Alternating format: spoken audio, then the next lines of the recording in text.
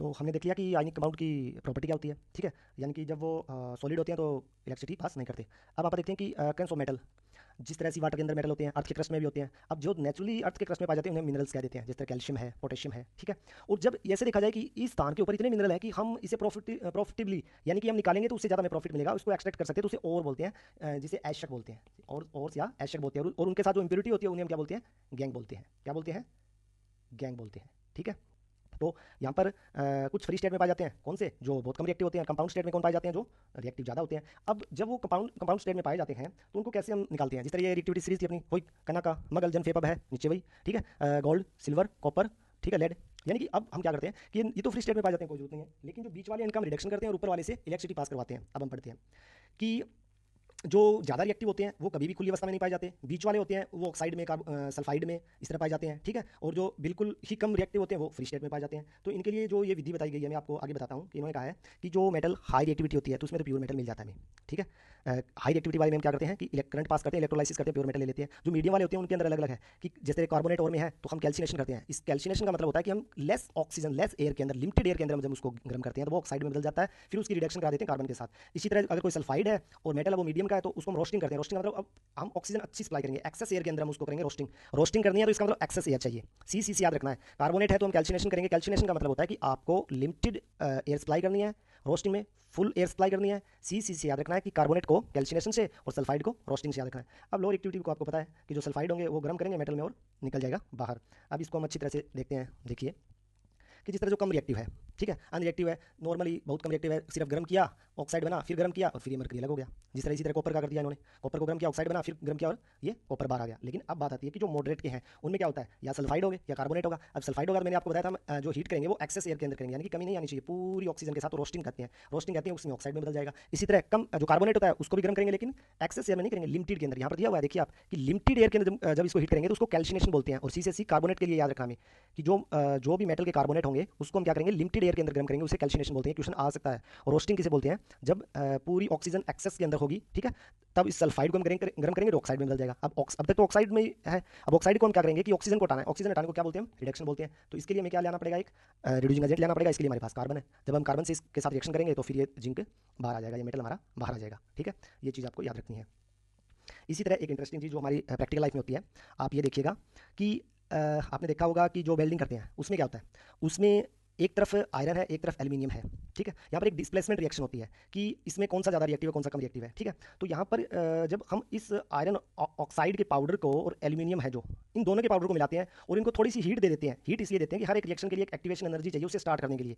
जैसे ही हम हीट देते हैं ये इतनी ज़्यादा एक्जोथर्मिक होती है, इतनी हीट निकलती है कि आयरन को पिघला देती है। और जो बॉन्ड हमें बनाना उसके बीच में हम उस आयरन को डाल सकते हैं। इसे वेल्डिंग बोलते हैं और इंग्लिश में इसे थर्मिट रिएक्शन बोलते हैं। और ये एक तरह की क्या होती है, डिस्प्लेसमेंट रिएक्शन होती है। यहाँ पर एल्यूमिनियम क्या करता है, आयरन को मतलब आयरन को क्या करता है, डिस्प्लेस कर देता है, खुद ऑक्सीजन के साथ आ जाता है। और ये क्या होती है, एक्सोथर्मिक रिएक्शन होती है। ये आपको याद रखना है। आप सीरीज में देख सकते हो एल्यूमिनियम क्या है, ज्यादा रिएक्टिव आयरन से, ठीक है। ये वेल्डिंग वाली रिएक्शन है। ये पूछ सकता है, बैलेंस करके भी आपको आनी चाहिए, वैसे भी आपको आनी चाहिए। ये भी पूछ सकता है कि एंडोथर्मिक एक्सोथर्मिक है, ठीक है। और इसमें कौन किसको डिस्प्लेस करता है, किसका रिडक्शन होता है, किसका ऑक्सीडेशन होता है। जिसके हाथ से ऑक्सीजन चली गई उसका तो रिडक्शन होगा, जिसको ऑक्सीजन मिल गई उसका ऑक्सीडेशन होगा। और इसे हम क्या बोलते हैं, रिडॉक्स रिएक्शन बोलते हैं। ये भी पूछ सकता है कि थर्मिक रिएक्शन क्या है, किस तरह की रिएक्शन है ये, ठीक है। तीन ऑप्शन अलग दे दिया, क्या दे दिया, रिडॉक्स रिएक्शन दे दिया, जिसमें क्या होती है, रिडक्शन और ऑक्सीडेशन साथ साथ हो, ठीक है। अब उसके बाद में उन्होंने बताया कि extracting metal towards the top of the activity series. हाँ, अगर बहुत ज़्यादा रिएक्टिव होगा तो अब हम क्या करेंगे, उनमें इलेक्ट्रिसिटी पास करेंगे, ठीक है। तो कैथोड पर क्या होता है, कैथोड पर इलेक्ट्रॉन मिलेंगे तो मेटल तो क्या करता है, वो तो इलेक्ट्रॉन छोड़ता है, ठीक है। तो कैथोड से जिस तरह ये देखिए आप, यहाँ से कैथोड है, ठीक है, यहाँ और यहाँ पर नेगेटिव पॉइंट लगाएंगे। और इलेक्ट्रिसिटी हमेशा कहाँ से कहाँ चलती है, पॉजिटिव से नेगेटिव चलती है और इलेक्ट्रॉन उससे उल्टी डायरेक्शन में चलते हैं। तो यहाँ से इलेक्ट्रॉन आएंगे, ठीक है, और यहाँ से इलेक्ट्रॉन जाएंगे। जैसे यहाँ से इलेक्ट्रॉन जाएंगे तो यहाँ का मेटल पॉजिटिव आयन में कन्वर्ट हो जाएगा। पॉजिटिव आयन में आते ही सोल्यूशन में आ जाएगा। सोल्यूशन पहले ही इसके साल्ट का सोल्यूशन है, ठीक है। तो ये किस तरफ जाएगा, ये फिर अपने जहाँ पर इलेक्ट्रॉन इसको मिल जाएंगे C2 पॉजिटिव, जैसे यहाँ पर जाएगा 2 इलेक्ट्रॉन लेकर कॉपर में बदल जाएगा और इस कॉपर के ऊपर इकट्ठा होता रहेगा। यहाँ पर प्योर मेटल बनता रहेगा। यहाँ से जो इम्प्योर मेटल है उससे कॉपर निकलता रहेगा। जो इम्प्योरिटी होगी वो यहाँ हो जाएगी, इसको एनोड मट बोल देते हैं, ठीक है। यानी कि कैथोड और एनोड पर क्या होता है कि कैथोड पर तो प्योर मेटल जाता रहता है, क्योंकि एनोड से जो इम्प्योर मेटल है ना, वहाँ से जैसे यहाँ पर इलेक्ट्रॉन यहाँ से लेंगे तो ये 2 पॉजिटिव कैटायन में बदल जाएगा। कैटायन अपने इलेक्ट्रॉन लेने के लिए कैथोड की तरफ जाएगा, कैथोड से उसे बैटरी से मिल जाएंगे इलेक्ट्रॉन, ये यहाँ से चिपक जाएगा, ये बड़ा होता जाएगा।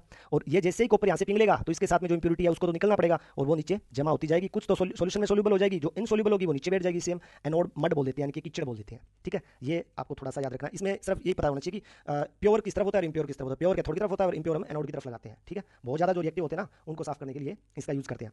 अब ये थोड़े जंग के बारे में हम पढ़ते हैं। तो इसमें याद रखने वाली बात है कि जिस तरह मेटल, इसमें एग्जांपल दिया अपने पास तीन, एक सिल्वर का है, एक कॉपर का है, एक आयरन का है। कलर पूछ लेता है और उसका जो किसके साथ रिएक्शन करता है। सिल्वर एस से एस आएगा, सिल्वर सल्फाइड बनाएगा, सी से सी आएगा, कॉपर कार्बोनेट बनाएगा।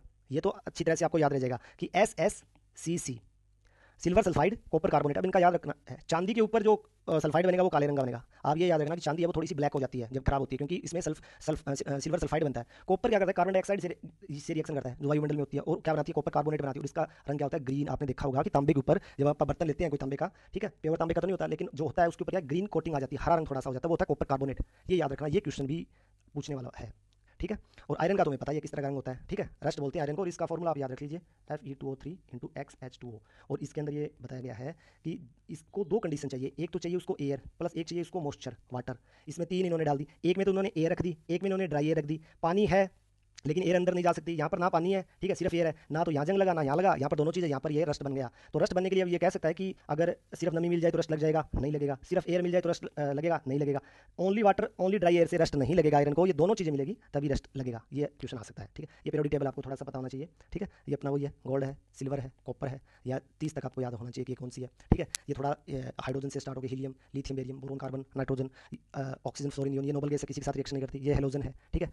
ये सारा आपको पता होना चाहिए। इसमें एक क्वेश्चन पूछ सकता है कि उपधातु कौन सी, मेटालॉइड कौन सी है, ये येलो कलर में, ठीक है। जिस तरह बोरोन है, सिलिकॉन है, गैलियम है, ठीक है। ये आपको पता होना चाहिए कि ये आपके फोन के अंदर, जिस तरह पिछली क्लास में है, इनमें से 5 तो आपके जो फोन आपने देख रहे हैं ना इसके अंदर भी है, और 30+ मेटल अलग भी है, ठीक है। ये मेटलॉइड है, ये लेंथेनॉइड, एक्टिनॉइड सीरीज है। ये इसके बारे में थोड़ा सा आपको जगह पता होना चाहिए कि मेटल किस तरह है, नॉन मेटल किस तरह है, ठीक है। अब किस तरह बचा सकते हैं आप, छोटी क्लास में पढ़ते हैं, जिनकी परत लगाते हैं उसे गैल्वेनाइजेशन बोलते हैं, ठीक है। प्योर आयरन होता है वो तो सॉफ्ट होता है, तो उसमें क्या बनाते हैं, थोड़ा कार्बन। यहाँ पर देखिए बड़ा ही आसान सा क्वेश्चन, इसको कैसे फंसाते हैं मैं आपको बताता हूँ। एक बार क्वेश्चन पूछा गया था, आज से कई साल पहले की बात है, 2009-10 की बात होगी, कि वायुमंडल में कार्बन डाइऑक्साइड का कितना रोल होता है, ठीक है, कि उसमें कंपोजिशन कितनी होती है। तो ये ऑप्शन दिए हुए थे, 0.0003%, दूसरा था 0.003%, एक था 0.03%, एक था 0.3%। आप मानोगे नहीं, आधे से ज़्यादा बच्चों ने गलत कर दिया था, ठीक है। आप ये भी इसका उत्तर देना, आप एक ये उत्तर देना, एक ये उत्तर देना कि जब प्लांट्स होते हैं, ठीक है, जब प्लांट्स रेस्पिरेशन करते हैं तो उस दौरान कौन सी गैस छोड़ते हैं, ठीक है। तो ये क्वेश्चन ऐसे लगते हैं कि हमें बिल्कुल आती है, लेकिन यहाँ भी गलती हो सकती है। तो यहाँ पर ये आप देखना, ये पूछ सकते हैं कि कार्बन कितना मिलाया जाता है, इस तरह दे सकते हैं, यहाँ पर 5 कर देंगे, यहाँ पर 5 कर देंगे, यहाँ पर 5 कर देंगे, यहाँ पर 5 कर देंगे, ठीक है। ये कितना 0.03, सभी बच्चों को सबसे ज़्यादा ये ठीक लगता है, तो ये आपको ध्यान रखना है थोड़ा सा, ठीक है। इसी के अलावा स्टेनलेस स्टील होता है, आपको ये पता होना चाहिए कि आयरन के अंदर आप निकल और क्रोमियम मिला दोगे तो वो स्टेनलेस स्टील बन जाएगा, ठीक है, जो कि रस्ट नहीं करता है। इसी के साथ 2 एलॉय और हैं, और वो कौन कौन से हैं, एक ब्रॉन्ज और एक ब्रास है। ब्रॉन्ज और ब्रास को आपको याद रखना, दोनों कंफ्यूजिंग है। जिस तरह की ब्रॉन्ज एक याद रखिए, दूसरा याद रह जाएगा। एक में तो क्या होता है, जिंक होता है, एक में टिन होता है। तो ब्रॉन्ज ये सबसे पहले मेटल है जो मानव सभ्यता यूज करने लगी थी, आपने पढ़ा होगा। सबसे पहले किसकी खोज हुई थी, यानी कि कॉपर की हुई थी, कॉपर से क्या बना लिया था, ब्रॉन्ज। तो ये किसी तरह रखकर आप ये याद रखना, BST कर लेना चाहिए, किसी तरह याद कर लेना इसको। ब्रॉन्ज क्या है, कॉपर और टिन होता है। ब्रास बच गया तो उसके साथ जिंक होता है, ठीक है, ये आपको याद रखना है। इसके अलावा सोल्डर जिसे टांके लगाते हैं, इसमें क्या होता है, लेड और टिन होता है। एलॉय क्या होते हैं, ये याद रखना कि जब ये दोनों एलॉय मिलाते हैं ना, तो इसकी एलॉय की जो कंडक्टिविटी होती है, मेल्टिंग पॉइंट होता है, वो इंडिविजुअल से कम होता है, ये याद रखना आपको, ठीक है। और इसके अलावा इसमें ये तो आपका वो कुतुब मीनार का आयरन पिलर दिल्ली है, ठीक है। तो लगभग इनमें चीज़ें जितनी आप पढ़ोगे मैंने आपको बता दिया, ठीक है। बार बार इसको 2 की स्पीड में देखिए, रिवाइज कीजिए, ठीक है। उसके बाद में हम अगला बायोलॉजी का या फिजिक्स का चैप्टर करेंगे। Thank you.